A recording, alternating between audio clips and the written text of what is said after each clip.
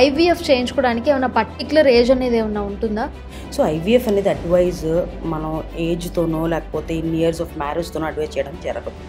IVF ఎప్పుడు చెప్తాం మనము? అసలు ఐవీఎఫ్ చేయించుకుంటే సక్సెస్ రేట్ ఎంత ఉంటుంది అండ్ ఏజ్కి తగ్గట్టుగా సక్సెస్ రేట్ ఏమైనా ఉంటుందా?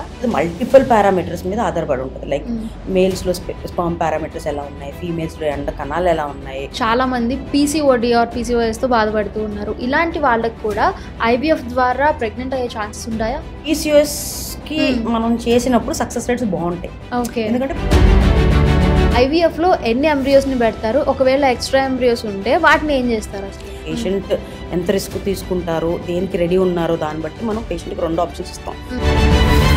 ఐవీఎఫ్తో పుట్టిన బేబీస్కి ఫ్యూచర్లో, అప్పుడు కాకపోయినా ఫ్యూచర్లో ఏమైనా కాంప్లికేషన్స్, హెల్త్ కాంప్లికేషన్స్ వచ్చే అవకాశం ఉంటుందా? కొన్ని కండిషన్స్ లైక్ చిల్డ్రన్లో అటెన్షన్ డెఫిసిట్, ఏడిహెచ్డి అనే ఒక కండిషన్ కొంచెం హైపర్గా ఉంటుంది. అది కొంచెం కామన్గా ఉంటుంది. ఆటిజం అని ఒక కొంచెం కండిషన్. ఉమెన్కి హార్మోన్స్ సరిగ్గా లేవు అని అంటే హార్మోన్స్ స్ట్రాంగ్ అవ్వడానికి ఏమైనా సప్లిమెంట్స్ ఇస్తారా, లేకపోతే ఖచ్చితంగా ఐవీఎఫ్ చేయించుకోవాల్సిందేనా? There is no medicine, there is no surgery, there is nothing to improve. AMH value అనేది పెంచడానికి ఏమి మనకి లేవు. కానీ ప్రెగ్నెంట్కి, ఆ ఉమెన్కి డయాబెటీస్ ఉంటే ఈవెన్ ఐవీఎఫ్తో తను ప్రెగ్నెంట్ అయినా కూడా పిల్లలకి డయాబెటీస్ వచ్చే ఛాన్స్ ఉంటుందా? మదర్కి డయాబెటీస్ ఉంటే పిల్లలకి డయాబెటీస్ వస్తుందా లేదా అని. మ్యామ్, ఒక పేషెంట్ అసలు ఎన్ని ఐవీఎఫ్ సైకిల్స్ని తీసుకోవడానికి రెడీగా ఉంటుంది? అంటే ఆ బాడీ ఎన్ని సైకిల్స్ని తట్టుకోగలదు? అసలు సైకిల్స్ అనే దానికి లిమిట్ లేదు. అన్ని నెంబర్ అని ఎక్కడ బుక్స్లోనో లేకపోతే ఆర్టికల్స్లోనో ఉంది. ఇంజెక్షన్స్ ఒకవేళ పేషెంట్ తీసుకోగలిగితే వేరే ఎక్కడ పెయిన్ ఉండదు. ఇఫ్ ఒక పేషెంట్ ఐవీఎఫ్ చేయించుకున్నప్పటికీ ఫలితం లేకపోతే వాళ్ళు తీసుకోవాల్సిన నెక్స్ట్ స్టెప్ ఏంటి? సో ఒకసారి ఫెయిల్ అయింది అనుకోండి, so definitely IVF is one of the technique which has highest success. అంటే మీరు న్యాచురల్తో పోల్చుకోండి, ఐయుఏతో పోల్చుకోండి, లేకపోతే లాప్రోస్కోపిక్ సర్జరీస్తో పోల్చుకోండి, దీని అంతా పోల్చుకుంటే ఐవీఎఫ్లో హైయెస్ట్ సక్సెస్ ఉంటుంది. సో ఒకవేళ దాంట్లో కూడా రాలేదనుకోండి, అట్లీస్ట్ మనకి ఐవీఎఫ్ ద్వారా మనకు కావాల్సినట్టు బేబీని తయారు చేయించుకోవచ్చు అసలు. Hi ma'am. హలో, ఎలా ఉన్నారు? Good, I'm fine. So natural pregnancy ఒకటి, అండ్ చాలామంది న్యాచురల్ ప్రెగ్నెన్సీ రాక ఐవీఎఫ్ చేయించుకోవడానికి చాలామంది పేషెంట్స్ వస్తున్నారు. సో అసలు ఐవీఎఫ్ చేయించుకుంటే సక్సెస్ రేట్ ఎంత ఉంటుంది అండ్ ఏజ్కి తగ్గట్టుగా సక్సెస్ రేట్ ఏమైనా ఉంటుందా? అంటే ఐవీఎఫ్ అనేది డెఫినెట్గా ఈ మధ్య కాలంలో ఆల్మోస్ట్ ఒక 2 to 3% ఆఫ్ జనరల్ పాపులేషన్లో ఐవీఎఫ్ అనేది అవసరం పడుతుంది. సో అది మేబీ రీజన్స్, దాంట్లో ఇన్ఫర్టిలిటీ ఇష్యూస్ అనేది మేల్స్లోను ఫీమేల్స్లోను ఎక్కువగా చూస్తున్నాం. సో దానివల్ల ఐవీఎఫ్ అనేది ఎక్కువ అడ్వైస్ చేయడం జరుగుతుంది. సో సక్సెస్ పరంగా చూసుకుంటే కనుక మీకు ఒక్క ఐవీఎఫ్ సైకిల్ చేయించుకుంటే అరౌండ్ 40% వరకు సక్సెస్ ఉంటుంది. సో ఇది జనరల్గా చెప్పగలుగుతాం. అంటే యూజువల్గా 10% నుంచి 60% వరకు వేరీ అవుతుంది. సో అది మల్టిపుల్ పారామీటర్స్ మీద ఆధారపడి ఉంటుంది. లైక్ మేల్స్లో స్పర్మ్ పారామీటర్స్ ఎలా ఉన్నాయి, ఫీమేల్స్లో ఎండ కణాలు ఎలా ఉన్నాయి, గర్భాశయంలో యూట్రస్ రిలేటెడ్ ప్రాబ్లమ్స్ ఏమైనా ఉన్నాయా, ఫిలోపియన్ ట్యూబ్ రిలేటెడ్ ప్రాబ్లమ్స్ ఏమైనా ఉన్నాయా, ఫీమేల్ పార్ట్నర్కు మేల్ పార్ట్నర్కు medical conditions like diabetes, blood pressure, thyroid లాంటి వేరే ఆటో ఇమ్యూన్ డిసార్డర్స్ లాంటి సమస్యలు ఏమైనా ఉన్నాయా, ఇవన్నీ మీద సక్సెస్ రేట్స్ అనేది ఆధారపడి ఉంటుంది అనమాట. ఇది కాకుండా క్లినికల్ ఎక్స్పర్టీస్, డాక్టర్ నాలెడ్జ్, వాళ్ళు ఎంత ప్రోటోకాల్స్ వాడుతున్నారో, ఎంత మంచి ప్రోటోకాల్స్ వాడుతున్నారు, అలాగే ఎంబ్రియాలజిస్ట్ టీమ్ ఎంత బాగుంది. బికాజ్ ఎంబ్రియాలజీ ఇప్పుడు ఫర్టిలిటీ ట్రీట్మెంట్స్లో, ఐవీఎఫ్ ట్రీట్మెంట్లో సగం క్లినిషియన్ ఉంటుంది, సగం ఎంబ్రియాలజిస్ట్ ఉంటుంది. సో ఎంబ్రియాలజీ ల్యాబ్ ఎంతవరకు ఎక్విప్డ్ ఉంది, ఎంత మంచి ఫెసిలిటీస్ ఉన్నాయి, సో దాన్ని బట్టి అనేది సక్సెస్ అనేది ఆధారపడి ఉంటుంది. ఓకే. ఇప్పుడు ఫర్ ఎగ్జాంపుల్ ఇప్పుడు చాలామంది పీసీఓడి ఆర్ పీసీఓఎస్తో బాధపడుతూ ఉన్నారు. ఇలాంటి వాళ్ళకి కూడా ఐవీఎఫ్ ద్వారా ప్రెగ్నెంట్ అయ్యే ఛాన్సెస్ ఉంటాయా? పీసీఎస్ అనేది ఇట్స్ హార్మోనల్ కండిషన్. సో బేసిక్గా పీసీఎస్లో ఫస్ట్ యూజువల్గా బేసిక్ ట్రీట్మెంట్స్, ఓవ్యులేషన్ ఇండక్షన్ లేకపోతే ఐయుఐ లాంటి సింపుల్ ట్రీట్మెంట్స్ ఇవ్వడం జరుగుతుంది. అసలు ఎగ్గే రిలీజ్ అవ్వకపోతే కొన్నిసార్లు మనం లాప్రోస్కోపీ అనేది చెప్పడం జరుగుతుంది. సో ఈ రెండు పని చేయలేదు అని అంటే ఐవీఎఫ్ అనేది డెఫినెట్గా అడ్వైస్ చేస్తాం. అండ్ జనరల్ పాపులేషన్ అంటే వేరే కండిషన్, ఐవీఎఫ్ అనేది మల్టిపుల్ రీజన్స్కి మనం అడ్వైస్ చేయడం జరుగుతుంది. ట్యూబ్ ఫ్యాక్టర్ ఉండొచ్చు, లేకపోతే స్పర్మ్ ఫ్యాక్టర్ ఉండొచ్చు, లేకపోతే యూట్రస్లో ఏదైనా ప్రాబ్లం ఉండొచ్చు, ఏజ్ రిలేటెడ్ ఫ్యాక్టర్స్ ఉండొచ్చు. ఈ అన్నిటితో పోల్చుకుంటే పీసీఎస్కి మనం చేసినప్పుడు సక్సెస్ రేట్స్ బాగుంటాయి. ఎందుకంటే పీసీఎస్లో నీటి బుడగలు ఉంటాయి. సో అవన్నీ కైండ్ ఆఫ్ ఇమ్మెచ్యూర్ ఎగ్స్ అనమాట. సో ఈ ఎగ్స్ని మనం when we give IVF injections ఇచ్చినప్పుడు ఎగ్స్గా ఫామ్ అవుతాయి. దాంట్లో ఎగ్స్ ఎక్కువ వచ్చినప్పుడు ఎంబ్రియోస్ ఎక్కువ వస్తాయి. ఎంబ్రియోస్ ఎక్కువ ఉన్నప్పుడు మనకు ఛాన్స్ ఉంటుంది అనమాట, ఏ మంచి ఎంబ్రియో సెలెక్ట్ చేసుకుని దాన్ని మనం ఎంబ్రియో ట్రాన్స్ఫర్ పెట్టుకోవడానికి. సో అలా సక్సెస్ రేట్స్ అనేది ఎక్కువ ఉంటుంది. బట్ కొంత సెగ్మెంట్ ఆఫ్ పేషెంట్స్, PCOS పేషెంట్స్కి సివియర్ హార్మోనల్ అబ్నార్మాలిటీస్ అంటే మేల్స్లో ఉండాల్సిన హార్మోన్ లైక్ ఆండ్రోజెన్స్ కానీ లేకపోతే LH అని ఒక హార్మోన్ ఉంటుంది, ఇవి ఎక్కువగా ఉంటాయి అనమాట కొంతమందికి. సో అలాంటి వాళ్ళలో నంబర్ ఎన్ని ఉన్నా కూడా ఎగ్ క్వాలిటీ అనేది చాలా పువర్ ఉంటుంది అనమాట. సో అలాంటి వాళ్ళలో కొంతవరకు సక్సెస్ అనేది తక్కువగా చూస్తుంటాం. ఓకే. సో యాక్చువల్గా ప్రెగ్నెంట్ అవ్వలేదు అంటే మోస్ట్లీ ఉమెన్నే ఎక్కువ అని అంటారు, బట్ మేల్లో కూడా కొన్ని ప్రాబ్లమ్స్ ఉంటాయి కదా మ్యామ్? యా డెఫినెట్గా. ఎందుకంటే ఒకప్పుడు ఒక 20 years బ్యాక్ అలా చూసుకుంటే కనుక ఫీమేల్స్లో కొంత ఇన్ఫర్టిలిటీ శాతం అనేది ఎక్కువ ఉండేది, మేల్స్లో కొంచెం తక్కువ ఉండేది, లేదని కాదు తక్కువ ఉండేది. సో ఇంకా అన్ఎక్స్ప్లెయిన్డ్ అని ఒకటి ఉంటుంది, అంటే మేల్స్లోనూ ఉండదు ఫీమేల్స్లో ఉండదు, అయినా కూడా ప్రెగ్నెన్సీ రాదు ఇలా కూడా ఉంటుంది, అలా కూడా ఉంటుంది. సో ఇప్పుడే కరెంట్ సిచ్యువేషన్లో ఏమైంది, అది ఆఫీస్ రిలేటెడ్ స్ట్రెస్ అవ్వచ్చు, సాఫ్ట్వేర్ జాబ్లో లేట్ నైట్ షిఫ్ట్స్ అవ్వచ్చు, లేకపోతే నైట్ షిఫ్ట్ చాలా మంది. సో బేసిక్గా బాడీ అంతా కన్ఫ్యూజ్ అయిపోయి సర్కాడియన్ రిథమ్ అంతా చేంజ్ అయిపోయి హార్మోనల్ అబ్నార్మాలిటీస్ వస్తాయి మేల్స్లో కూడా. సో అందుకని మేల్ స్పర్మ్ పారామీటర్స్ చాలా మట్టుకు ప్రభావం ఉంటుంది అనమాట. సో ఇప్పుడు ఎవరు ప్రజెంట్ కరెంట్ సిచ్యువేషన్లో మేల్స్ కూడా చాలా యాక్సెప్టెడ్గా ఉండి టెస్టులు చేయించుకుంటున్నారు. అంటే ముందులాగా ఇది ఫీమేల్ ప్రాబ్లము మీరే వెళ్ళి టెస్ట్ చేయించుకోండి అలా లేదు. కొంచెం చాలా మట్టుకు ఆల్మోస్ట్ ఐ కెన్ సే చాలా మట్టుకు మెన్ అండర్స్టాండ్ చేసుకుంటున్నారు, నేను కూడా టెస్ట్ చేయించుకోవాలి, it's a couples problem, it's not only a female problem అన్నట్టు. మ్యామ్ IVF చేయించుకోవడానికి ఏమైనా పర్టికులర్ ఏజ్ అనేది ఏమైనా ఉంటుందా?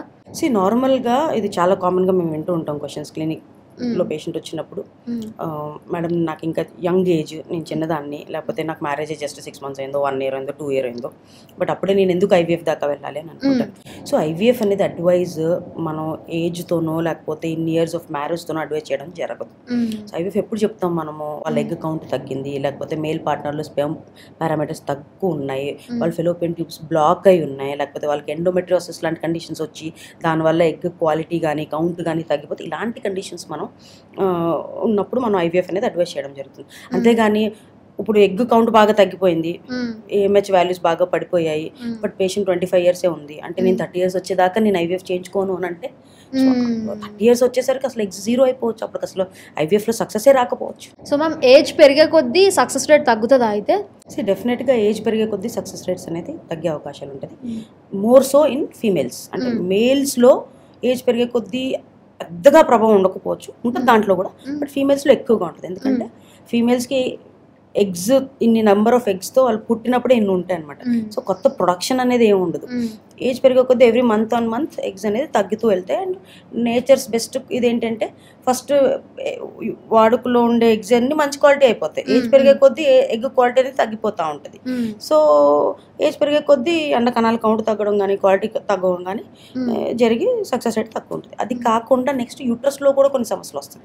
లైక్ ఫర్ ఎగ్జాంపుల్ ఫైబ్రాయిడ్స్ వచ్చాయి, లేకపోతే యూట్రైన్ పాలిప్స్ వచ్చాయి, లేకపోతే ఎండోమెట్రియోసిస్ ఉంటుంది. సో యూట్రస్లోను అడినోమయోసిస్ అని అంటారు, ఓవరీస్లో ఎండోమెట్రియోసిస్ అని అంటారు.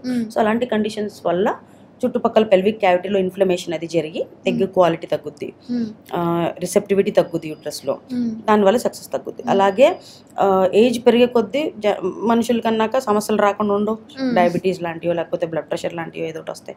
సో దానివల్ల కూడా ఎంతో కొంత సక్సెస్ రేట్ అనేది ఎఫెక్ట్ అవుతుంది. ఇది ఫీమేల్స్లో.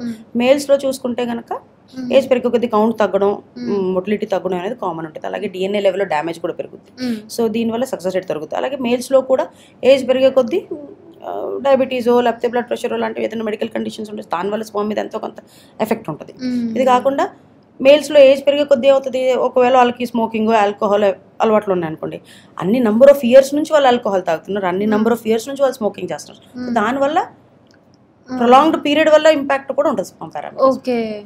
సో అంటే ఇప్పుడు ఫర్ ఎగ్జాంపుల్ ఒక కపుల్ వచ్చేసి 40 years దాటాక అప్పటి వరకు వద్దనుకుంటున్నారు, బట్ 40 years దాటాక మనకు కూడా పిల్లలు ఉంటే బాగుంటుంది అని అనుకుంటున్నారు. సో వాళ్ళకి పిల్లలు కావాలి అని అంటే ఎలాంటి ట్రీట్మెంట్స్ ఉంటాయి? IVFలో సాధ్యం అవుతుందా 40 తర్వాత? సాధ్యం అవ్వదు అనేది ఏమి ఉండదు. నార్మల్గా ఏజ్ పరంగా చూసుకుంటే ఇప్పుడు IVF 30 years లోపు చేశారనుకోండి, దగ్గర 50% వరకు సక్సెస్ వస్తుంది. అదే IVF 30 నుంచి 35 years మధ్యలో చేశారనుకోండి 40-45% ఉంటుంది. ఇంకా 35 years అయిపోయాక 35 నుంచి 40 వరకు చేస్తే ఒక 35% అలా ఉంటుంది సక్సెస్. 40 years దాటిన తర్వాత 15% to 20% మాత్రమే ఉంటుంది. అది కూడా స్పెషల్లీ ఫీమేల్స్లో 30, 35, 40 ఇవి మేజర్ ల్యాండ్ మార్క్స్. ఓకే. ఆ ఏజ్ దాటేసరికి ఎగ్ క్వాలిటీ తగ్గుతాయి. ఇది ఏజ్ పరంగా మాత్రమే. అది కాకుండా కొంతమందికి 25 ఇయర్స్లోనూ చాలా లో ఎగ్ కౌంట్ ఉంటుంది, వేరే కండిషన్స్ వల్ల. అది ఆటో ఇమ్యూన్ కండిషన్స్ అవ్వచ్చు, లేకపోతే ఎండోమెట్రియోసిస్ అవ్వచ్చు, జెనెటిక్ ఒరిజిన్ అవ్వచ్చు, ఏదన్నా అయి ఉండొచ్చు. అలాంటి వాళ్ళల్లో 40లో ఉండే సక్సెస్ 25లోనే ఉంటుంది. ఓకే. సో ఐవీఎఫ్ ట్రీట్మెంట్ చేయించుకునేటప్పుడు ఎలాంటి లైఫ్ స్టైల్ చేంజెస్ ఆ కపుల్ తీసుకోవాలి? ఐవీఎఫ్ తీసుకున్నప్పుడు ఫస్ట్ కపుల్లో సైకలాజికల్గా ఎంత స్ట్రెస్ తగ్గించుకుంటే అంత మంచిది. వాళ్ళు ఐవీఎఫ్ దాకా వచ్చారు, డిసైడ్ అయ్యారు ఐవీఎఫ్కి వెళ్తానని. సో దాంట్లో తీసుకోవాల్సిన జాగ్రత్తలు ఏంటంటే ఫస్ట్ రెగ్యులర్గా ఇంజెక్షన్స్ తీసుకోవాలి, రెగ్యులర్గా స్కాన్స్ ఏదైతే మనం చెప్తామో డేట్స్ ప్రకారంగా అది ఫాలో అవ్వాలి. మనం ఇచ్చిన మెడిసిన్స్ కానీ టాబ్లెట్స్ కానీ అవన్నీ రెగ్యులర్గా తీసుకోవాలి. ఇది ఫస్ట్ థింగ్. సెకండ్ వచ్చేసి వాటర్ ఇంటేక్ మంచిగా తీసుకోవాలి. ఒక 3 లీటర్స్ వాటర్ తీసుకోవాలి. ఎందుకంటే ఎన్నో మెడిసిన్స్ ఇస్తాం కాబట్టి ఆ మెటబోలైట్స్ అన్ని ఫ్లష్ అవుట్ అవ్వాలంటే వాటర్ ఎక్కువ తీసుకోవాలి. గుడ్ అమౌంట్ ఆఫ్ స్లీప్, కనీసం 8 to 9 hours ఆఫ్ స్లీప్ చాలా ఇంపార్టెంట్. దానివల్ల స్ట్రెస్ కూడా తగ్గుద్ది. అది కాకుండా బ్యాలెన్స్డ్ డైట్ చాలా ఇంపార్టెంట్. కరెక్ట్ పోర్షన్స్లో carbohydrates, proteins, dietary fibrates, good fats ఇవన్నీ కూడా తీసుకోవాలి. ఇది కాకుండా ఎంతో కొంత ఎక్సర్సైజ్, అట్లీస్ట్ ఒక 30-40 minutes ఆఫ్ ఎక్సర్సైజ్ ఒక 4-5 రోజులు ఇన్ అ వీక్ అది చేసుకోవాలి. ఇవన్నీ చాలా ఇంపార్టెంట్ అనమాట. అసలు ఐవీఎఫ్ ఎందుకు చేయించుకోవాలి అంటే ఏం చెప్తారు? ఐవీఎఫ్ ఎందుకు చేసుకోవాలి అని మనం ప్రతి పేషెంట్కి ఐవీఎఫ్ అనేది చెప్పడం జరగదు. ఎవరికైతే రియల్ రిక్వైర్మెంట్ ఉందో వాళ్ళకే చెప్తాం. ఫస్ట్ ఎంతోమంది ఇప్పుడు అసలు ఫస్ట్ ఆఫ్ ఆల్ అలా చెప్తే దగ్గర 1 year కనుక ఒక కపుల్ ట్రై చేస్తారు, దాంట్లో 80% మంది వాళ్ళు కన్సీవ్ అయిపోతారు. వాళ్ళు అసలు డాక్టర్ దాకా రారు. ఆ 20%లో ఇంకో 10 మంది బేసిక్ చిన్న ట్రీట్మెంట్స్, గైనకాలజిస్ట్ దగ్గర బేసిక్ ఓవ్యులేషన్ ఇండక్షన్ లాంటిది ట్రీట్మెంట్స్ తీసుకుని కన్సీవ్ అయిపోతారు. మిగతా 10% పీపుల్ మాత్రమే మా దగ్గరికి వస్తారు. అప్పుడు మేము దాంట్లో ఎంతో 7-8% మందికి ఐయుఐ లాంటి సింపుల్ ట్రీట్మెంట్ చేస్తాం. అక్కడ అవ్వకపోతే ఒక 2-3% పాపులేషన్ మాత్రమే మనం ఐవీఎఫ్ అనేది అడ్వైస్ చేయడం జరుగుతుంది. అంటే దాంట్లో మేజర్ ఇష్యూస్ ఉన్న వాళ్ళకి, అంటే సివియర్ స్పర్మ్ అబ్నార్మాలిటీ ఉంది, ట్యూబ్స్ అసలు బ్లాక్ అయిపోయింది, స్పర్మ్స్కి ఎగ్కి కలవడానికి ఛాన్స్ లేదు, సివియర్ ఎండోమెట్రియోసిస్ ఉంది, అలాంటి కండిషన్స్లో మాత్రం మనం ఐవీఎఫ్ని చెప్పడం జరుగుతుంది. సో మ్యామ్, ఐవీఎఫ్లో ఎన్ని ఎంబ్రియోస్ని పెడతారు? ఒకవేళ ఎక్స్ట్రా ఎంబ్రియోస్ ఉంటే వాటిని ఏం చేస్తారు అసలు? నార్మల్గా ఐవీఎఫ్ అనేది 2 రకాలుగా చేసుకోవచ్చు. డబుల్ ఎంబ్రియో ట్రాన్స్ఫర్ అని అంటారు, సింగిల్ ఎంబ్రియో ట్రాన్స్ఫర్ అని అంటారు. ఒక ఎంబ్రియో ట్రాన్స్ఫర్ చేస్తే కొంచెం సక్సెస్ తక్కువ ఉంటుంది, కాంప్లికేషన్స్ కూడా తక్కువ ఉంటాయి. అంటే ట్విన్ ప్రెగ్నెన్సీస్ వచ్చాయి, 2 పెట్టినప్పుడు ఏమవుతుంది, ట్విన్ ప్రెగ్నెన్సీ వచ్చే ఛాన్స్. ట్విన్స్లో మళ్ళీ ప్రెగ్నెంట్ ఉన్నప్పుడు డయాబెటీస్ రావడం, లేకపోతే హైపర్ టెన్షన్ రావడం, ఇలాంటి కాంప్లికేషన్, లేకపోతే ప్రీటర్మ్ డెలివరీ అంటే డేట్కి ముందు డెలివరీ 9వ నెలలో కాకుండా 7వ నెలలో 8వ నెలలో పుట్టడం అలాంటివన్నీ జరుగుతాయి అనమాట. సో అందుకని రెండాటికి ప్లస్ మైనస్ ఉంటుంది. పేషెంట్ ఎంత రిస్క్ తీసుకుంటారో, దేనికి రెడీ ఉన్నారో దాన్ని బట్టి మనం పేషెంట్కి 2 ఆప్షన్స్ ఇస్తాం. సింగిల్ ఎంబ్రియో ట్రాన్స్ఫర్ చేసుకుంటారా, డబుల్ ఎంబ్రియో ట్రాన్స్ఫర్ చేసుకుంటారా, దాన్ని బట్టి చేస్తాం. ఇంకా నెక్స్ట్ ఎక్స్ట్రా ఎంబ్రియోస్ గురించి మాట్లాడితే కనుక ఎక్స్ట్రా ఎంబ్రియోస్ని మనం ఫ్రీజ్ చేసి పెడతాం. ఓకే. ఆ ఫ్రీజ్ చేసిన ఎంబ్రియోస్ మనం నెక్స్ట్ 10 years ఎప్పుడైనా వాడుకోవచ్చు. ఓకే. అది మల్టిపుల్ పరంగా మనకి ఉపయోగపడుతుంది. ఒకటి, ఫర్ ఎగ్జాంపుల్ ఫస్ట్ ట్రాన్స్ఫర్ చేసినప్పుడు ఐవీఎఫ్ సక్సెస్ ఏమో అందరికీ ఫస్ట్ అటెంప్ట్లోనే వచ్చేది, రాలేదు ఫస్ట్ సక్సెస్. సో నెక్స్ట్ మళ్ళీ ఎక్స్ట్రా ఎంబ్రియోస్ ఏమన్నా మళ్ళీ ఫుల్ ఐవీఎఫ్ ప్రొసీజర్ అవసరం లేకుండా ఎక్స్ట్రా ఎంబ్రియోస్ ఉపయోగించుకుంటాం. సరే, పేషెంట్ కన్సీవ్ అయ్యారు, డెలివరీ కూడా అయిపోయింది, ఓ 3 years తర్వాత వాళ్ళకి సెకండ్ చైల్డ్ కావాలి, దానికి ఉపయోగించుకోవచ్చు. సో అలా ఫ్రీజ్ చేసి పెడతాం. ఇంకా అది కూడా వద్దని అనుకుంటే ఆ ఎంబ్రియోస్ని డిస్కార్డ్ చేసేస్తాం. ఓకే. కన్సెంట్ ఫార్మ్స్ అది తీసుకుని 2 కపుల్ సిగ్నేచర్స్ తీసుకుని డిస్కార్డ్ చేసేస్తాం. సో ఇన్ కేస్ ప్రెగ్నెంట్కి, ఆ ఉమెన్కి డయాబెటీస్ ఉంటే, ఈవెన్ ఐవీఎఫ్తో తను ప్రెగ్నెంట్ అయినా కూడా పిల్లలకి డయాబెటీస్ వచ్చే ఛాన్స్ ఉంటుందా? మదర్కి డయాబెటీస్ ఉంటే పిల్లలకి డయాబెటీస్ వస్తుందా లేదా అని దానికి ఐవీఎఫ్కి రిలేషన్ ఏం లేదు. న్యాచురల్గా అదే డయాబెటీస్ పేషెంట్ న్యాచురల్గా కన్సీవ్ అయ్యి డెలివరీ అయినా కూడా డయాబెటీస్ వచ్చే ఛాన్సెస్ ఉంటుంది. ఐవీఎఫ్తో కన్సీవ్ అయినా కూడా పిల్లలకి డయాబెటీస్ వచ్చే ఛాన్సెస్ ఉంటుంది. డయాబెటీస్ అనేది అది కంపల్సరీ జెనెటిక్స్లో రన్ అవుతుంది, ఫ్యామిలీ, ఇట్స్ హెరిడిటరీ కండిషన్, అది ఇట్స్ అ టెండెన్సీ. అంటే పేరెంట్స్లో ఉంటే పిల్లలకి వచ్చే అవకాశాలు ఉంటుంది. అంతేకాని ఫస్ట్ ఆఫ్ ఆల్ డయాబెటీస్ ఉన్న ప్రతి పేషెంట్కి వాళ్ళ పిల్లలకి కంపల్సరీ డయాబెటీస్ వస్తుందా అంటే కాదు. డెఫినెట్గా నార్మల్ పేషెంట్తో పోల్చుకుంటే అవకాశం ఎక్కువ ఉంటుంది. అలాగే ప్రతి డయాబెటీస్ పేషెంట్ ఐవీఎఫ్ చేయించుకున్న వాళ్ళ పిల్లలకు కూడా డయాబెటీస్ వస్తుందా అంటే కూడా దానికి అదే ఆన్సర్. అదే ఫస్ట్ జెనెటిక్ టెండెన్సీ ఉంటుంది, ఆ తర్వాత ఆ పిల్లలు పెద్దోళ్ళు అయ్యాకనో లేకపోతే పిల్లలుగా ఉన్నప్పుడు వాళ్ళ లైఫ్ స్టైల్ ఎంత బాగుంది దాన్ని బట్టి కూడా ఉంటుంది. ఓకే. సో నార్మల్ ప్రెగ్నెన్సీకి ఐవీఎఫ్తో వచ్చిన ప్రెగ్నెన్సీకి ఏమైనా డిఫరెన్సెస్ ఉంటాయా మ్యామ్? నార్మల్గా ఫస్ట్ 2 to 3 months మాత్రం ఐవీఎఫ్ ప్రెగ్నెన్సీలో కొన్ని డిఫరెన్సెస్ ఉంటాయి. ఎందుకంటే మనం కొన్ని ఫ్రెష్ ఎంబ్రియో ట్రాన్స్ఫర్ చేస్తాం, కొన్ని ఫ్రోజన్ ఎంబ్రియో ట్రాన్స్ఫర్ చేస్తాం, కొన్ని హార్మోన్స్ అనేది ఇవ్వడం జరుగుద్ది మనం. సో హార్మోన్స్ డిఫరెంట్ లెవెల్స్లో ఇవ్వాల్సి వస్తుంది. కొంత డోస్ స్టార్టింగ్ ఇనీషియల్గా హై డోస్ పెడతాం, తర్వాత ఆ డోస్ మెల్లిమెల్లిగా తగ్గించుకుని 3 months ఎండ్ వరకు కూడా దగ్గర ఐవీఎఫ్కి న్యాచురల్ ప్రెగ్నెన్సీకి డిఫరెన్సెస్ ఉంటాయి. వన్స్ 3 months అయిపోయిన తర్వాత న్యాచురల్ ప్రెగ్నెన్సీకి ఐవీఎఫ్ ప్రెగ్నెన్సీకి పెద్దగా ఏమీ తేడా ఉండదు. ఓకే. సో ఇప్పుడు మీరు అన్నట్టు ఫ్రెష్ ఎంబ్రియోకి ఫ్రోజన్ ఎంబ్రియోకి ఏమైనా డిఫరెన్స్ ఉంటాయా? ఫ్రెష్ ఎంబ్రియో అంటే ఇప్పుడు ఐవీఎఫ్లో 2 stages ఉంటాయి. 2 important థింగ్స్. ఒకటి ఎగ్ కలెక్షన్, అంటే ఎగ్స్ బయటికి తీయడం, ఆ తర్వాత పిండం తయారు చేసిన తర్వాత రిటర్న్ యూట్రస్లో పెట్టడం, దాన్ని ఎంబ్రియో ట్రాన్స్ఫర్ అని. సో ఒకే మంత్లో మనం ఎగ్స్ కలెక్ట్ చేసుకుని హస్బెండ్స్ తో మనం ఎంబ్రియో తయారు చేసుకుని 5 రోజుల తర్వాత మళ్ళీ అదే మంత్లో మనం యూట్రస్లో పెట్టేస్తే దాన్ని ఫ్రెష్ ట్రాన్స్ఫర్ అని అంటారు. అంటే అప్పుడే ఫ్రెష్గా తయారు చేశారు, ఎంబ్రియోస్ పెట్టారు, దాన్ని ఫ్రెష్ ట్రాన్స్ఫర్ అంటారు. ఫ్రోజన్ ఎంబ్రియో ట్రాన్స్ఫర్ అంటే ఫస్ట్ మంత్లో మనం ఫస్ట్ ఎగ్ కలెక్షన్ చేసుకుంటూ హస్బెండ్ స్పర్మ్స్తో కలిపి ఎంబ్రియో తయారు చేసి ఫ్రీజ్ చేసేస్తాం, ఆ మంత్లో ట్రాన్స్ఫర్ చెయ్యం. దీన్ని నెక్స్ట్ మంత్ మళ్ళీ యూట్రస్ ఎండోమెట్రియం లైనింగ్ అంటే గర్భాశయం లైనింగ్ని మనం రెడీ చేసి తయారైన ఎంబ్రియోస్ మనం ఫ్రీజ్ చేసి తీసి దాంట్లో పెడతాం. సో ఫ్రోజన్ ఎంబ్రియో ట్రాన్స్ఫర్లో అడ్వాంటేజెస్ ఏంటి అంటే ఎంతో కొంత సక్సెస్ రేట్స్ పెరుగుతాయి. ఎందుకు? ఫ్రీజింగ్ టెక్నిక్ వల్ల కాదు, ఫ్రెష్ ట్రాన్స్ఫర్ చేసినప్పుడు హై డోస్ ఆఫ్ ఇంజెక్షన్స్ వల్ల ఎంతో కొంత ఎండోమెట్రియంలో కొంత నెగిటివ్ ఇంపాక్ట్ ఉంటుంది. కాబట్టి నెక్స్ట్ మంత్ మనం ఓన్లీ మెడిసిన్స్ ఎండోమెట్రియం తయారు చేయడానికి వాడుతున్నాం, ఐవీఎఫ్ ఇంజెక్షన్స్ ఇవ్వట్లేదు. కాబట్టి అక్కడ కొంచెం సక్సెస్ రేట్స్ ఇంప్రూవ్ అవుతుంది. అలాగే కొంత కండిషన్స్ లైక్ పీసీఓఎస్ అని ఉంటుంది, దాంట్లో ఎక్కువ ఎగ్స్ వచ్చేస్తాయి అనమాట. ఎక్కువ ఎగ్స్ వచ్చినప్పుడు ఒకవేళ పేషెంట్ అదే మంత్ తీసి మనం ట్రాన్స్ఫర్ చేసి పెడితే, ఒకవేళ పేషెంట్ కన్సీవ్ అవుతే ఓహెచ్ఎస్ఎస్ అని ఒక సివియర్ కాంప్లికేషన్ వచ్చే ఛాన్సెస్ ఉంటుంది. దాన్ని అవాయిడ్ చేయడానికి కూడా మనం ఫ్రోజన్ ఎంబ్రియో ట్రాన్స్ఫర్ చేస్తాం. So definitely frozen embryo transfer one of the latest technique with good advantage. So అది డెఫినెట్గా చాలా మట్టుకు వాడచ్చు. ఓకే. సో ఇప్పుడు ఐవీఎఫ్తో పుట్టిన బేబీస్కి ఫ్యూచర్లో, అప్పుడు కాకపోయినా ఫ్యూచర్లో ఏమైనా కాంప్లికేషన్స్, హెల్త్ కాంప్లికేషన్స్ వచ్చే అవకాశం ఉంటుందా మ్యామ్? ఎన్నో మిలియన్స్ ఆఫ్ బేబీస్ ఇప్పటికి ఆల్మోస్ట్ ఐవీఎఫ్తో పుట్టిన వాళ్ళు ఉన్నారు. ఇన్ఫాక్ట్ ఫస్ట్ 1978 లూయి బ్రౌన్ ఏదైతే ఫస్ట్ ఐవీఎఫ్ బేబీ ఉండిందో, సో తనకు కూడా ఎలాంటి హెల్త్ కాంప్లికేషన్స్ ఏం లేవు. అలాగే ఎన్నో ఐవీఎఫ్ బేబీస్ పెద్దలు అయ్యి వాళ్ళకి న్యాచురల్గా ప్రెగ్నెన్సీస్ వచ్చిన వాళ్ళు ఉన్నారు, if you're talking about fertility thing. And అది కాకుండా హెల్త్ కాంప్లికేషన్స్ అంటారా, కొన్ని కండిషన్స్ లైక్ చిల్డ్రన్లో అటెన్షన్ డెఫిసిట్ ఏడిహెచ్డి అని ఒక కండిషన్ అని ఉంటుంది, కొంచెం హైపర్గా ఉంటారు, అది కొంచెం కామన్గా ఉంటుంది. ఆటిజం అని ఒక కొంచెం కండిషన్ మార్జినల్గా, అది కూడా ఏదో చాలా అందరికీ వచ్చేస్తుందని కాదు, కొంత పర్సంటేజ్ ఎక్కువగా మేము ఐవీఎఫ్ బేబీస్లో చూస్తాం. సో దీని ఉద్దేశం ఏంటి అంటే ఐవీఎఫ్ చేయించుకున్న వాళ్ళకి అంత అబ్నార్మాలిటీ వస్తుందని కాదు. సో దాంట్లో బెనిఫిట్ 100లో 1000లో ఉంటే, ఇలా అబ్నార్మాలిటీ ఎక్కడో 1-2 ఉంటాయి, చాలా రేర్. ఓకే. సో మ్యామ్ అసలు ఐవీఎఫ్ ప్రాసెస్ని ఎలా చేస్తారు మ్యామ్? ఐవీఎఫ్ ప్రాసెస్ అంటే ఫస్ట్ మనం పేషెంట్ని డేట్ వచ్చిన 2వ రోజు పిలుస్తాము, ఒక 8 to 10 days ఇంజెక్షన్స్ డైలీ ఇస్తారు. ఆ తర్వాత మధ్యలో స్కాన్ చేసుకుని చూసుకుంటాం, మనం నంబర్ ఆఫ్ ఎగ్స్ని బట్టి మనం రెస్పాన్స్ ఎలా వస్తుంది, ఎగ్స్ సైజులు పెరుగుతున్నాయా లేదా అని చూసుకుని డోసెస్ ఏమైనా చేంజెస్ చేయడం జరుగుద్ది. ఆ తర్వాత ఎగ్స్ అనేది అనెస్థీసియా ఇచ్చి ఎగ్స్ అనేది బయటికి తీస్తాం. బయటికి తీసి హస్బెండ్ మేల్ స్పర్మ్స్ ఇచ్చిన తర్వాత దాన్ని కలిపి పిండం తయారు చేస్తాం, దాన్ని ఎంబ్రియోస్ అంటారు. దాన్ని Day 3 embryos, Day 5 embryos, blastocyst culture అని అంటారు. సో ఎంబ్రియోస్ తయారైన తర్వాత ఐదర్ మనం ఫ్రెష్ ట్రాన్స్ఫర్ చేస్తాం తయారైపోయిన వెంటనే, లేకపోతే ఫ్రీజ్ చేసేసి నెక్స్ట్ మంత్ ఎండోమెట్రియం ప్రిపరేషన్ చేసి ఫ్రోజన్ ఎంబ్రియో ట్రాన్స్ఫర్ చేస్తాం. సో ఫర్ ఎగ్జాంపుల్ ఇఫ్ ఉమెన్కి హార్మోన్స్ సరిగ్గా లేవు అని అంటే హార్మోన్స్ స్ట్రాంగ్ అవ్వడానికి ఏమైనా సప్లిమెంట్స్ ఇస్తారా, లేకపోతే ఖచ్చితంగా ఐవీఎఫ్ చేయించుకోవాల్సిందేనా? హార్మోన్స్ అని అంటే అది ముఖ్యంగా మనం మాట్లాడాల్సింది ఏఎంహెచ్ అని అంటారు, యాంటీ ములేరియన్ హార్మోన్. సో అది it's a reflection of age. అంటే ఈ ఏజ్కి ఇంత ఏఎంహెచ్ ఉండాలి, 35 yearsకి ఇంత ఏఎంహెచ్ ఉండాలి, 40 yearsకి ఇంత ఏఎంహెచ్ ఉండాలి.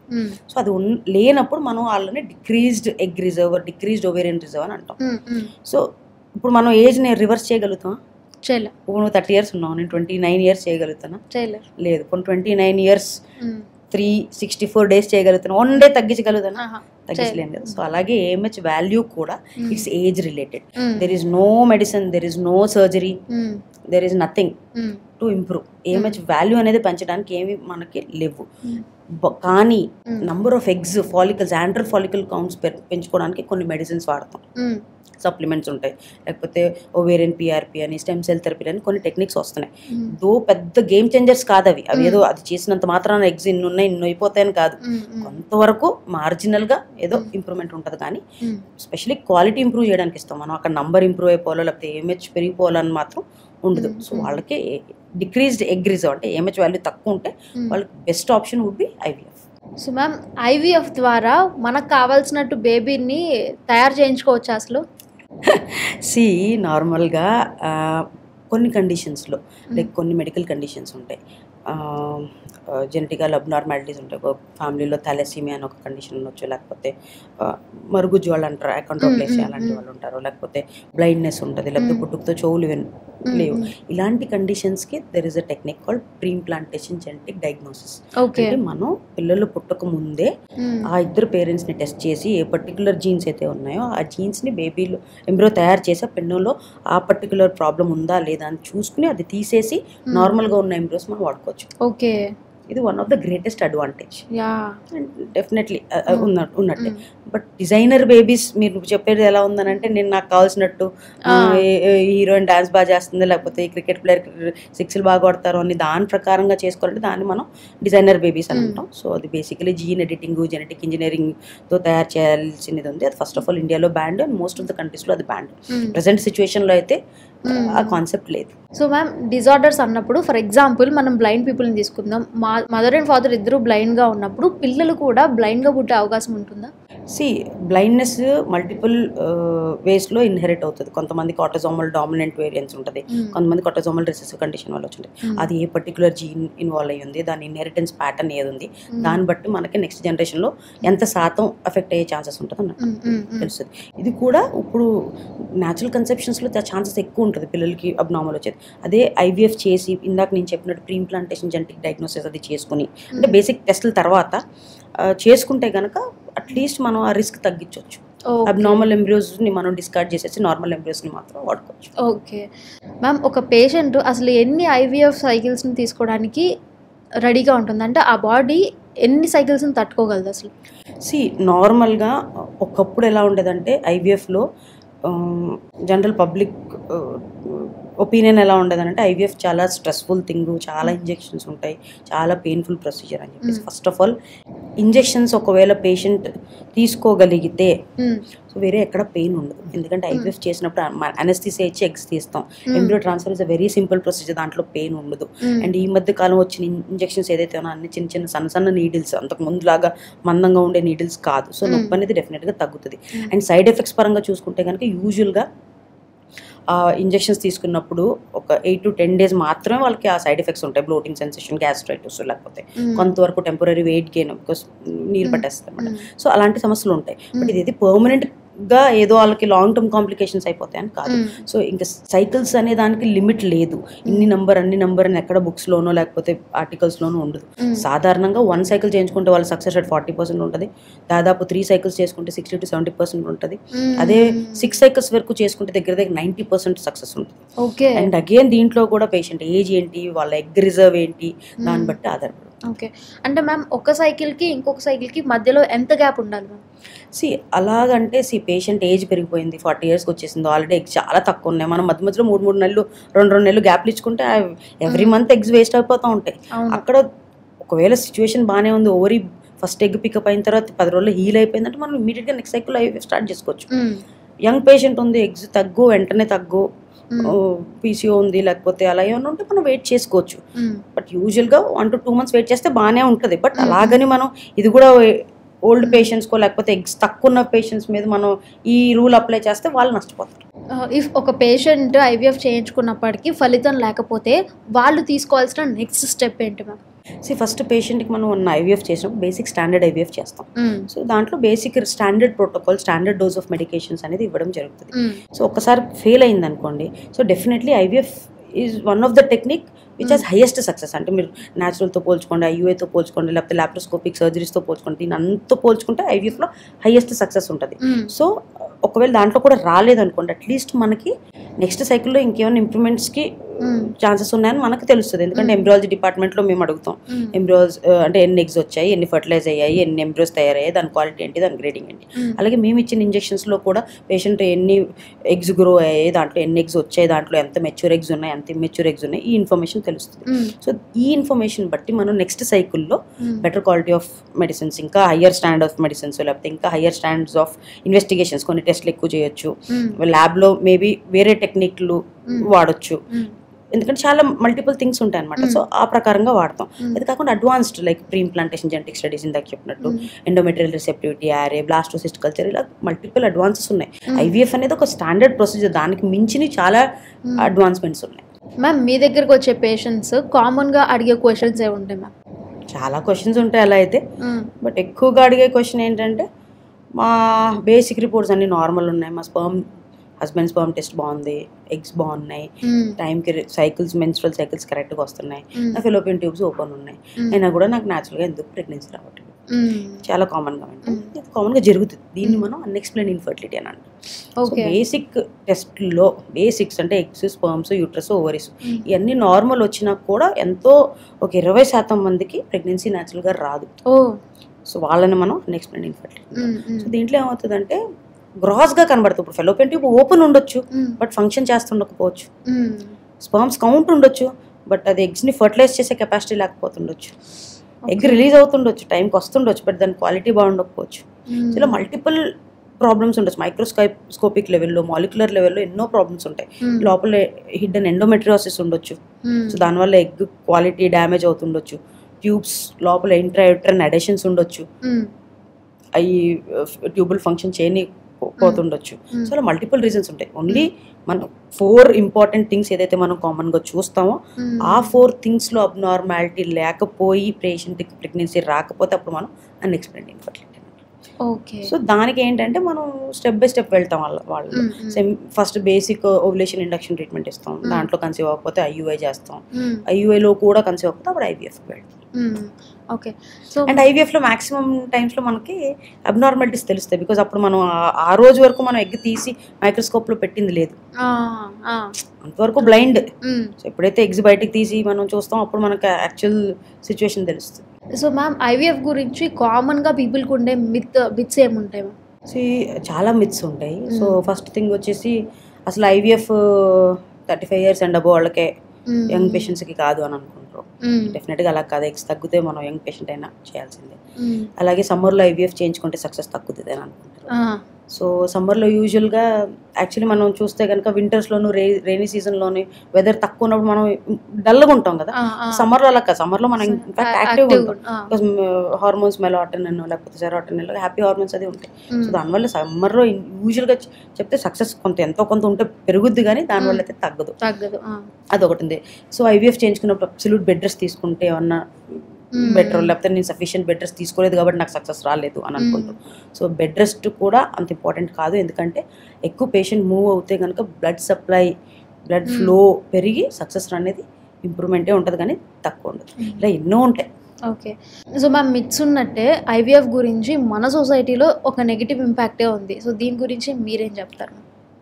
డెఫినెట్గా ఐవీఎఫ్ అనేది ఒక సోషల్ ట్యాబు. అంటే ఫర్టిలిటీ ట్రీట్మెంట్ తీసుకున్నాం అంటే అదో సీక్రెట్గా ఉంచుతారు పేషెంట్స్. ఎంతోమంది ఇప్పుడు దాకా వచ్చేవాళ్ళు కూడా మా ఇంట్లో ఎవరికి తెలియదు, లేకపోతే హాస్పిటల్కి వచ్చినప్పుడు ఆ ఫైల్ ఎక్కడో దాచిపెట్టుకుంటారు వాళ్ళు మా దగ్గరికి వచ్చి. సో ఇలాంటివన్నీ ఉంటాయి. సో బట్ చాలా మట్టుకు పేషెంట్స్లో చేంజెస్ ఉన్నాయి, ఓపెన్ ఉన్నారు దానికి. అవునండి, ఇప్పుడు డయాబెటీస్ వస్తుంది, మెడిసిన్ తీసుకుంటున్నారు, అలాగే ఇన్ఫర్టిలిటీ సమస్య ఉంది, తీసుకుంటారు టాబ్లెట్స్.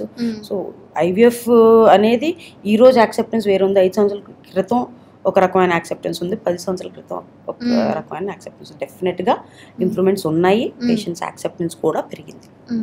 గర్భసంచిలో ఏమైనా ప్రాబ్లమ్స్ ఉన్నాయి అని అంటే ఐవీఎఫ్ ద్వారా దానికి ఏమైనా ట్రీట్మెంట్స్ తీసుకోవచ్చా? సాధారణంగా ఐవీఎఫ్ అనేది గర్భసంచిలో ఉండే ప్రాబ్లమ్స్ ఎక్కువగా చేయం. ఫస్ట్ థింగ్ ఫెలోపియన్ ట్యూబ్స్లో ప్రాబ్లమో, లేకపోతే అండకణాల్లో ప్రాబ్లమో, లేకపోతే మేల్ పార్ట్నర్లో స్పర్మ్ ప్రాబ్లమ్స్ ఏమైనా ఉంటే చేస్తాం. యూట్రస్ యాజ్ సచ్ ఐవీఎఫ్ ఏం చేయము. యూట్రస్లో ఉండే సమస్యల కోసం మనం ఐవీఎఫ్ అనేది సాధారణంగా చేయము. ఎందుకంటే ఐవీఎఫ్ చేసిన తర్వాత యూట్రస్ ప్రాబ్లమ్స్ ఏమైనా ఉంటే ఐవీఎఫ్ సక్సెస్ తగ్గొచ్చు, అంతేగాని యూట్రస్ ప్రాబ్లమ్స్ ఉండడం వల్ల మనం ఐవీఎఫ్ అనేది సాధారణంగా చేయము. Okay. So ma'am present IVF treatment అయితే ఎలా ఉంది? ఫ్యూచర్లో పిల్లలు పుట్టడానికి ఐవీఎఫ్లో ఎలాంటి చేంజెస్ మేము చూడొచ్చు? ఎలాంటి టెక్నాలజీని మేము చూడొచ్చు? టెక్నాలజీ పరంగా చూసుకుంటే ఒకప్పుడు ఫస్ట్ 1978లో ఐవీఎఫ్ చేసినప్పుడు 2% 3% సక్సెస్ ఉండేది. ఆ తర్వాత మళ్ళీ 1995 2000 అప్పటికి కనీసం 15% 20% అలా ఉండేది. మళ్ళీ లాస్ట్ ఇప్పుడు దగ్గర 40%. అంటే ఎన్నో అడ్వాన్సెస్ జరిగితేనే ఈ వరకు వచ్చాం. డెఫినెట్గా సైన్స్ అనేది అడ్వాన్స్మెంట్స్ జరుగుతూ ఉంటాయి. ఎన్నో లేటెస్ట్ అడ్వాన్స్ ఇప్పుడు స్పెషల్గా ఆర్టిఫిషియల్ ఇంటెలిజెన్స్ అని వస్తుంది. సో దాంట్లో ఏంటంటే ఇప్పుడు నేను చూసాను, నేను ఒక 1000 మంది చూసాను పేషెంట్ని. ఓకే, ఈ పేషెంట్కి ఎండోమెట్రియం సమస్య ఉంది, ఈ పేషెంట్కి ఆ సమస్య ఉందని తెలుస్తుంది. బట్ ఈ డేటాబేస్ అనేది నా మైండ్లో ఉండదు. బట్ ఆర్టిఫిషియల్ ఇంటెలిజెన్స్ ఏం చేస్తుంది, ఇదంతా డేటా ఉంటుంది. సో కరెక్ట్ అనాలిసిస్ ఇవ్వగలుగుతుంది. సో దానివల్ల ఎంతో చేంజెస్ జరిగి ఇప్పుడు ఆర్టిఫిషియల్ ఇంటెలిజెన్స్ వల్ల మనం ఎంబ్రో సెలెక్షన్స్లో కూడా అంటే ఏది గుడ్ క్వాలిటీ, ఇప్పుడు మనం ఒక పర్టికులర్ ఎంబ్రో తయారైంది, ఆ ఎంబ్రో నేను చూసే హ్యూమన్ ఐస్ చూసే విధానం ఒకలా ఉండొచ్చు, కంప్యూటర్ చూసే విధానం ఒకలా ఉండొచ్చు. సో అలాగే ఎన్నో ఇంకా 3 పేరెంట్ డిఎన్ఏ అని చెప్పి ఇప్పుడు మీరు అన్నట్టు డిజైనర్ బేబీ అని అలా డెఫినెట్గా అడ్వాన్సెస్ అనేది ఉంటుంది. సక్సెస్ రేట్స్ ఓవర్ టైం డెఫినెట్గా ఎంతో కొంత పెరుగుతుంది. ఓకే, సో మీరు పేషెంట్స్కి కానీ లేకపోతే మన వీడియో చూసే పీపుల్కి కానీ వ్యూయర్స్కి ఒక సజెషన్ ఇవ్వాలి అంటే ఏమి ఇస్తారు మ్యామ్? సజెషన్ అంటే ఫస్ట్ ఆఫ్ ఆల్ మీరు పెళ్ళై 1 year అయింది అయినా కూడా పిల్లలు పుట్టలేదు, ట్రై చేశారు, ఎటువంటి కాంట్రసెప్షన్ వాడలేదు అన్నట్టు డెఫినెట్గా మీరు ఫర్టిలిటీ కన్సల్టేషన్ తీసుకోండి. సరే అయినా కూడా మీరు పెళ్ళైన తర్వాత మీకు సైకిల్స్ రెగ్యులర్ ఉన్నాయా ఇర్రెగ్యులర్ ఉన్నాయా సంబంధం లేదు. మీరు పెళ్ళైన తర్వాత ఫస్ట్ బేసిక్ ఒక సీమెన్ టెస్ట్ చేయించుకోండి, ఫీమేల్ పార్ట్నర్ ఒక బేసిక్ స్కాన్ చేసుకోండి. అంతా బాగుంది అనుకోండి, మీరు సంవత్సరం గ్యాప్ తీసుకోండి, 2 సంవత్సరాలు గ్యాప్ తీసుకోండి. ఎందుకంటే ఎంతోమంది లేట్ మ్యారేజెస్ ఉంటున్నాయి. సో వాళ్ళు అప్పుడు పెళ్లి చేసుకుని మళ్ళీ గ్యాప్ తీసుకుని వచ్చేసరికి చాలా డ్యామేజ్ అయిపోతుంది. మేము నిజంగా సక్సెస్ పేషెంట్స్కి ఇవ్వాలనుకున్నా కూడా అక్కడ ఉండే క్వాలిటీ ఆఫ్ ఎగ్స్ కానీ క్వాలిటీ ఆఫ్ స్పర్మ్స్ మేము సక్సెస్ ఇవ్వలేకపోతున్నాం. Sooner the better. అంటే ఏదో ఈ రోజు ఫస్ట్ పెళ్ళైన వెంటనే మీరు ట్రీట్మెంట్ తీసుకోమని చెప్పట్లేదు, బట్ అట్లీస్ట్ బేసిక్ ఇవాల్యుయేషన్ చేయించుకోండి. అట్లీస్ట్ ఏమైనా సమస్యలు ఉంటే తెలుస్తాయి. So thank you so much ma'am for coming today and మాకు బోల్డ్ అంత ఇన్ఫర్మేషన్ ఇచ్చారు ఐవీఎఫ్ గురించి అండ్ తెలియని విషయాలు డిజైనర్ బేబీస్ గురించి కానీ లేకపోతే అండ్ చాలా ఇన్ఫర్మేటివ్గా అంటే ఒక కపుల్ ఎలాంటి టైంలో వాళ్ళు ఐవీఎఫ్కి రావాలి, ఏ టైంలో వాళ్ళు టెస్టులు చేయించుకోవాలి, ఇవన్నీ చాలా చక్కగా చెప్పారు. So thank you so much ma'am. Thank you.